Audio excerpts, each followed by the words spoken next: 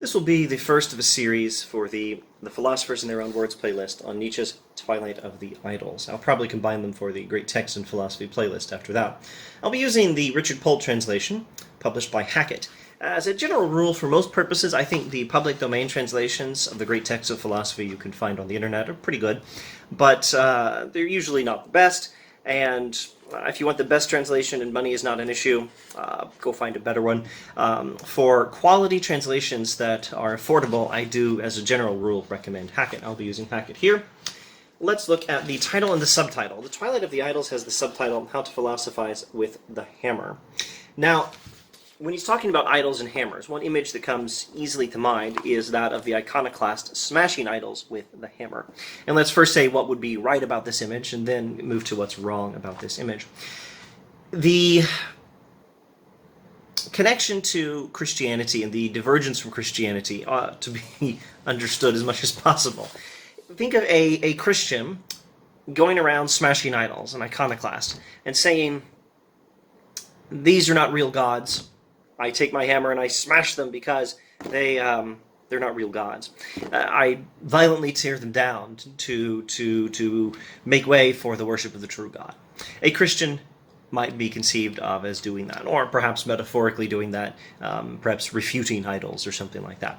Well, Nietzsche is an iconoclast, and like the Christian, he's tearing down idols. But unlike the Christian, he's tearing down Christianity, because he thinks that Christianity itself is idolatrous. Not because there's a true God that Christianity has forgotten how to worship. No, Nietzsche is still an atheist.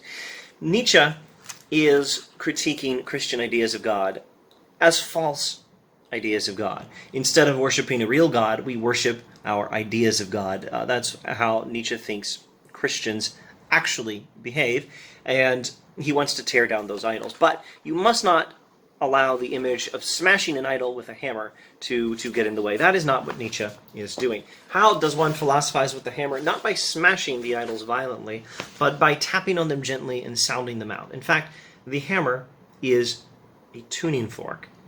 It's not for violently smashing the idols. It is for tapping on them lightly to see if they ring hollow. Let's look at the foreword. It's no small trick to preserve your cheerfulness in the midst of a gloomy matter which is loaded with inordinate responsibility, yet what could be more necessary than cheerfulness? I just want to briefly mention that Nietzsche is not the depressing and depressed philosopher. At least he claims to be the cheerful philosopher. He considers himself a great optimist. He says some things about war. Perhaps we'll come back to that in a moment. Let's skip over the revaluation of values and the war. Let's get straight to the idols. Another way to recover, which under certain circumstances I like even better, that is even better than what he says about war. Another way to recover is sounding out idols. To pose questions here with a hammer for once, and maybe to hear in reply that well-known hollow tone. That is what Nietzsche is doing. Nietzsche is philosophizing with a hammer, which means not that he is smashing our ideas of God, as one smashes an idol, but that he is tapping gently on our ideas of God with his psychological philosophy, as one taps on an idol to see if it rings hollow. That is how one philosophizes with a hammer, not by smashing idols, but by sounding them out as with a tuning fork. And our new idols sounded out, he says. This little book is a great declaration of war. Back to war. It's a great declaration of war, and as for sounding out idols, this time they're not just idols of the age, but eternal idols that are touched here with the hammer, as with a tuning fork. There aren't any older idols at all, none more assured, none more inflated, and none more hollow. This doesn't stop them from being the ones that are most believed in, and especially in the most prominent case, they aren't called idols at all. There he's connected himself pretty directly with how he is somewhat like and very much unlike a Christian. The most prominent case is Christianity. He's dealing with not just Christianity. He is a critic of many things. Virtually everything, probably even including himself.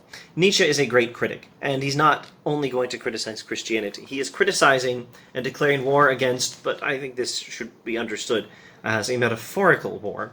He is metaphorically declaring war against the idols. But the idols are our corrupt ideas. And these ideas are the ideas that have always corrupted human civilization, and they are not only Christianity, but Christianity does happen to be the most prominent case of the ideas that most needed to be sounded out with a hammer as with a tuning fork. Not smashed, but sounded out to see if they ring hollow. That is what this book is about.